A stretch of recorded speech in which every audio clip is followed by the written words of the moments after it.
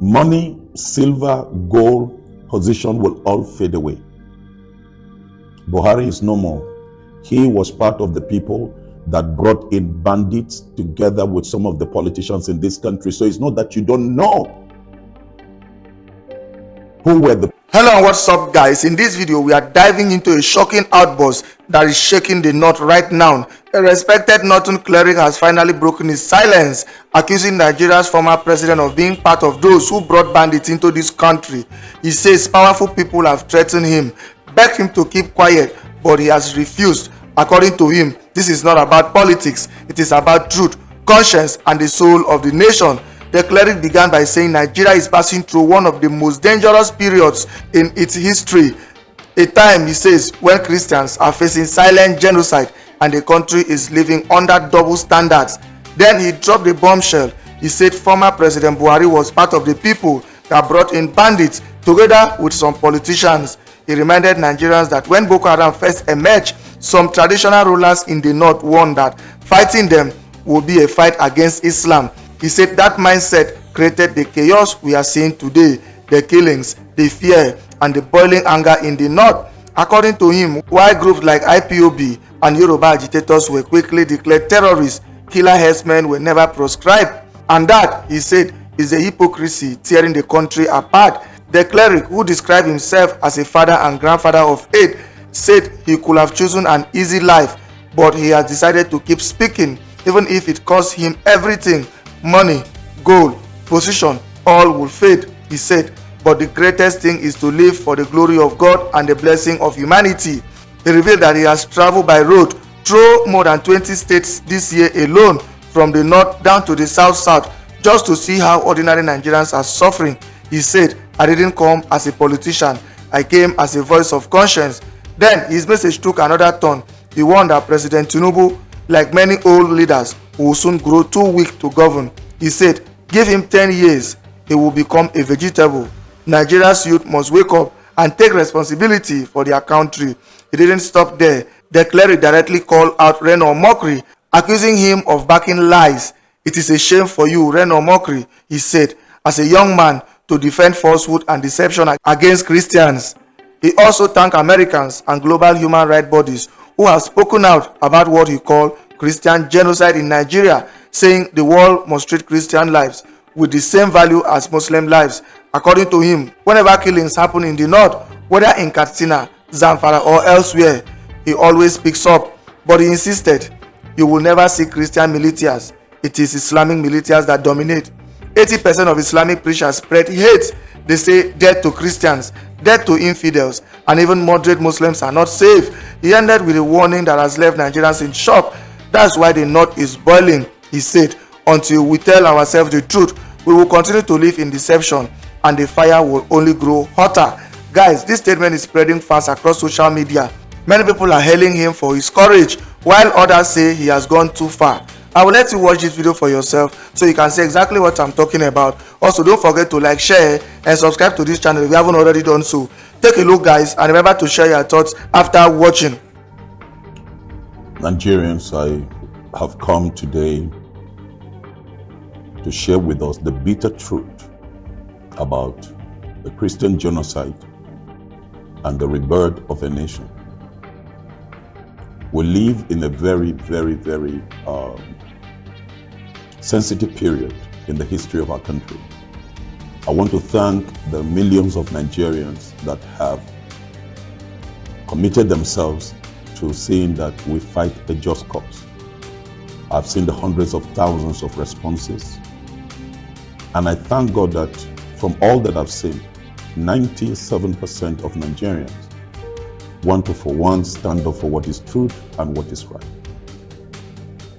And at this moment, I'm going to read some things that I put down and penned down.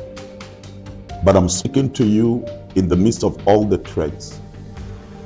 Some of the threats that some people have tried to instigate, to threaten me, and to try to calm me down. But I've refused to keep silent, and I've refused to be cowed down. It's not about me. I am a father and a blessed grandfather of 8 grandchildren. I can live like any other person and be silent and just cruise with life and just enjoy life and forget about the suffering of the people. But I've seen that the greatest thing that can happen in a life and in a nation is for a person to live for the glory of God and for the blessing of humanity. Money, silver, gold, position will all fade away. Buhari is no more. He was part of the people that brought in bandits together with some of the politicians in this country. So it's not that you don't know who were the people that established Boko Haram. The social media will always keep the records. Even when some traditional rulers in the north were saying if you touch a Boko Haram, it is a fight against Islam.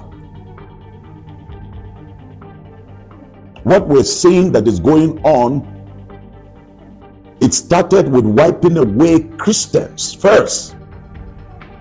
I raised my voice.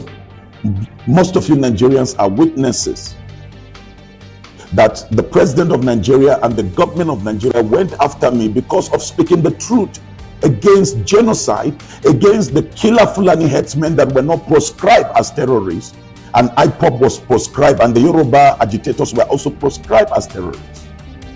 We can't live in a nation with double standard and double law. I am a northerner. I love the north. I love my people. And I am paying the price for the lives and the destiny of my people. I've been on the road for several days. There is no state that I've not gone to. In this year, I have been to over 20 states in Nigeria. Right now, I am speaking to you from South Nigeria. I travel by road. I see the real Nigeria. I see what the true Nigerians are going through. I didn't come here as a politician. I came as the voice of conscience. This is not just another statement. And I want to speak to the younger people. Nigeria is your country. You see the president of Nigeria, President Tinubu, give him the next 10 years, he will become vegetable. The next 10 years, he will need help because they are aging. We are aging. I'm a grandfather. You must know that you don't have any other nation like Nigeria. Nigeria is the only country that will give you all that you need to be able to exercise your potential if you do what is right. So don't be carried by certain deception or mockery. I can't pronounce the name well. It's a shame for you as a young man to stand to back lies, lie physically. I am grateful to the Americans. I am grateful for the people in the World Cup who stood with banners to tell the world that the Nigerian Christians are under genocide and they need to be defended. As much as the defense of all the Muslims that are being killed right now. When they were killing people in Katsina, when they were killing people in Zamfara, I stood up and I spoke against that killing. But you will never find Christian militias. What you find is Islamic militia. Listening to the teaching of 80% of Islamic scholars, all their preaching is dead to the Christians, dead to the infidel. And if any Muslim is a moderate Muslim, they will say, kill him. That's why the knot is boiling until we speak the truth to ourselves.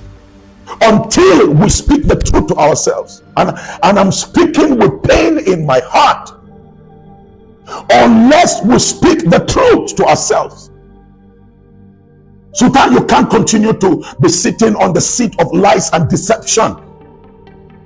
Northern leaders, you cannot. Look at now recently, look at what the National State Governor just said yesterday of another group of Islamic jihadists that now are causing mayhem.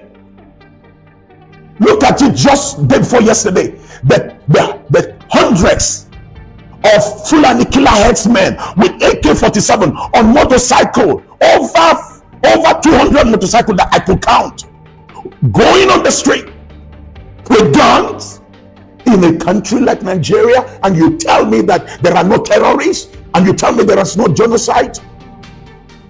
We cannot continue to hide behind official silence while rivers of innocent blood flow through the valley of Benue, of Plateau, of Kaduna, of Taraba. We, the people, must rewrite our history. Nigeria is a great country. I speak to the younger people. All Nigerian founding fathers ruled this country as youth. Obasanjo, youth. Gowon, youth. Shagari, youth. I can go on and on. Babangida, youth. Tafawa Balewa, youth. Sardauna Sokoto, youth. The same mantle is resting upon the shoulder of younger people today, Nigerians. It is the youth. It is you. The youth that must rise again. You must rise again, not in violence, but in vision, not in violence. Do you see the way the politicians are playing you? Do you see what is going on?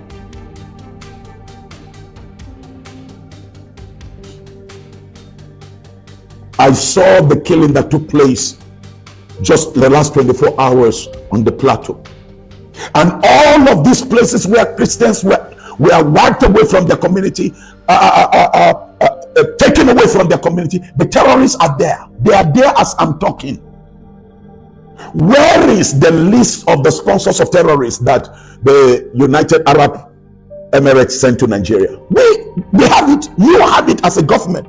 Why don't you go after them? So I am calling on America, and I'm calling on the entire world to put pressure on the Nigerian government. I want the international community to help Nigerian government, help the Tinubu administration. He met it, but he must get to solve the problem. Millions of Christians are right now disarmed. I know how many houses I'm building. I know how many people I am paying their school fees. I know how many people I join in their burial, mass burial. We can't deny the truth.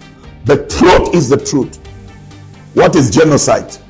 I will close with this, and I want you, if you really love your country and you believe that it's time we join forces together, the moderate Muslims and the Christians, we join our hands together to bring a stop to this.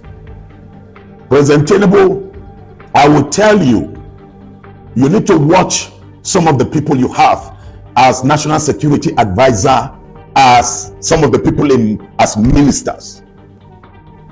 It's not that Nigerians don't know who are giving strength and power. Some of the senators are blood-tested senators. Senator Buba from Bauchi is there. You can go check the records. How many of the bandits he has kept in his house and gave them ammunition and gave them? It's there. The DSS director, you know them. The chief of defense staff, you know them. You gave an order to go clear them. You know where they are.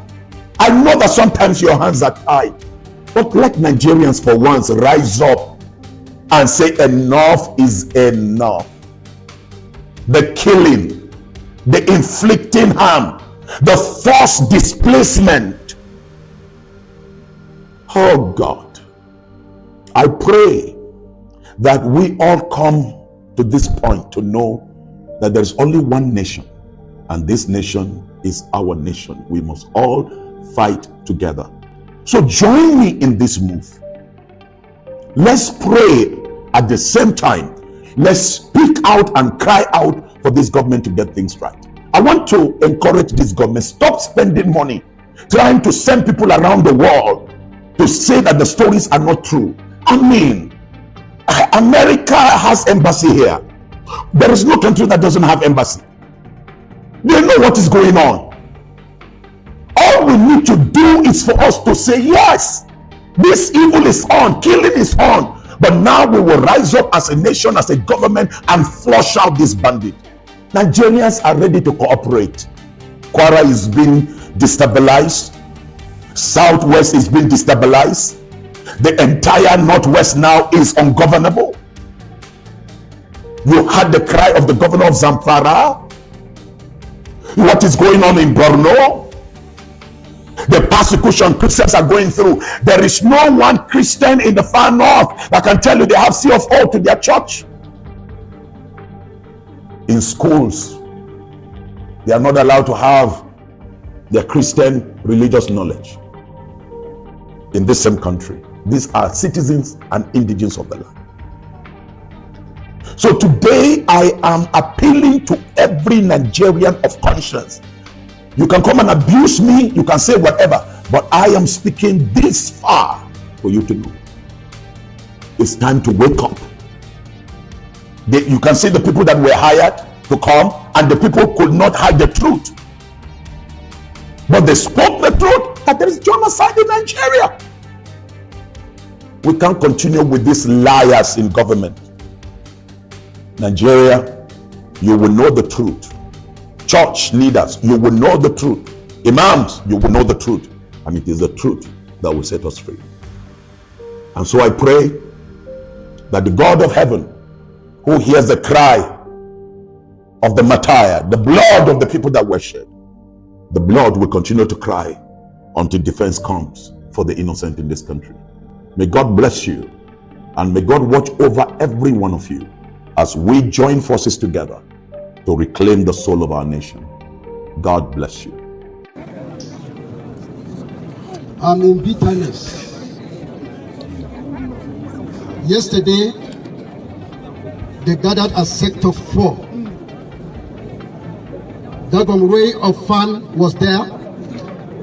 Dagom Ray of Riom, of Rock was there. The Fulani Hardos was there. And the Mieti Allah was there. I wasn't invited. Somebody rushed to my house and said, please, there's something that is happening. I expected to see Dagom Ray of Hypang. He was not invited at the sector. The same thing I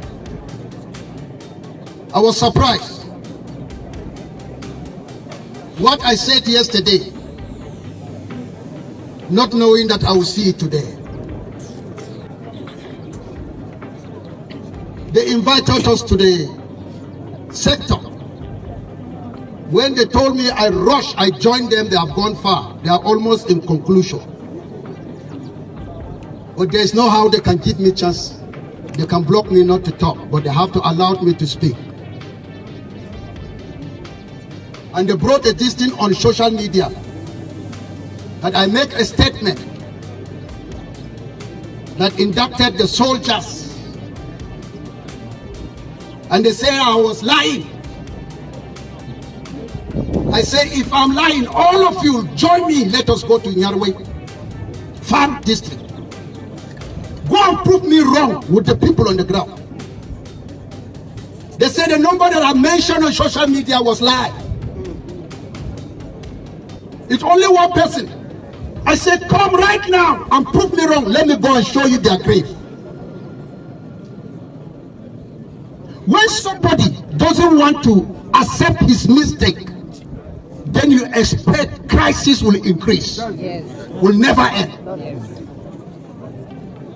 When the military, Solo was there, thank you. I joined you, you were there. He spoke powerfully. I responded. When it comes to Fulani issues, the security of this nation, they turn their face away. But when it comes to us, with their 2 eyes, with their whole ammunition, tanks, they will invade our village. That is a bias movement in the security. Look at me. I'm not going to keep quiet. I'm not different from these people that are here. I'm tired of Boria. I'm tired of Boria. We are tired. The chairman, RCC Hyper, is tired of Boria. All the clergies, we are tired. It's better for me to be in police custody. It's better for me to be in army barrack, in the cell, than to be outside performing Boria every day. My brother was there too. And they expect us to silence. Now, It's an order. It's not an advice. Every one of you must be ready for self-defense. Without bias. You can't be living in the house without something to protect yourself. Had we have something, these people could have been alive. Nigerian government came out openly and denied there is no massacre. There is no genocide of Christians in Nigeria, and look at it today. Is there any Muslim here? No. United Nations, I know you're watching me. American Senate, you are watching what I'm doing, I'm saying here. Look, special advisor on religious matters to Trump. I know we met in India. And what I have in heart, look at it here on ground. Special advisor to Trump. Now, please tell Trump to save our life in Nigeria. He has been building to settle peace between Israel and also Hamas. Now, his attention, I'm calling the attention to Nigeria. They are killing Christians in Nigeria, massacre Christians. If they say they kill Muslims, Muslims are being killed. By who? By Muslims. After they have eliminated us in the far north, we have relocated to the Middle Belt. They have now relocated. These are the hit squad, Boko Haram, that were brought from Sambisa forest. The people that are hit squad of Islamic agenda. I make a statement, and look at it, is coming to true. And they want to prove that I was saying lies, I was telling lies, but they have not seen the truth yet. Because if we don't speak the truth, let me tell you, our life is in danger. It's only the truth can save us in Nigeria. Only the truth. Speak the truth. I've chosen them. I want to join these people by saying the truth to the world. And I will say the truth. Muslim tickets are out to consume us in Nigeria. If they say we are one, why can't a Christian be a deputy? It's openly. They are out to massacre and perform a perfect genocide. More than this. But we have to stand up and defend ourselves. Stand up and defend yourself. I'm saying this because I know the implication of saying go and defend yourself. I've already given my life. If God can save me from cancer in India, God can still save me from Islamic cancer, people that are tormenting our life. So that is the message. Go and prepare for self-defense. Don't put trust on the military. Don't put trust on the security. Put your trust on God in heaven. Only God can intervene. And God can use anybody to defend us. Let me tell you something. Some of you have been insulting the governor. The hands of the governor is tight. If governor will make a mistake and do something that is nothing but the truth and present it, let me tell you, they will declare state of emergency. All this killing is for Tinubu to declare state of emergency on plateau. That is the agenda of Islamic agenda. I will not stop saying the truth. Please pray for us. These people have gone. I'm among the next target that they are looking for me to kill. I've already said it. I've already said goodbye to my parents, to my children. I told them, if I die, that's it all. But when it comes to saying the truth with facts on the ground, look at the facts. The president of Khan in Nigeria denied. What sort of president? I hope he's not a member of a cultism. Because if he's a member of the terrorism, he is a partaker of blood sucking in Nigeria. But I know he's not there. May God show him mercy. May God forgive him. He's innocent. He's ignorant. What he was saying, he doesn't know it. He doesn't know what is happening with us here in the north, especially Middle Belt. All Middle Belt, I will use this module, all Middle Belt to stand up. After this, there's an NGO that are calling me from America. I'll present these facts to them.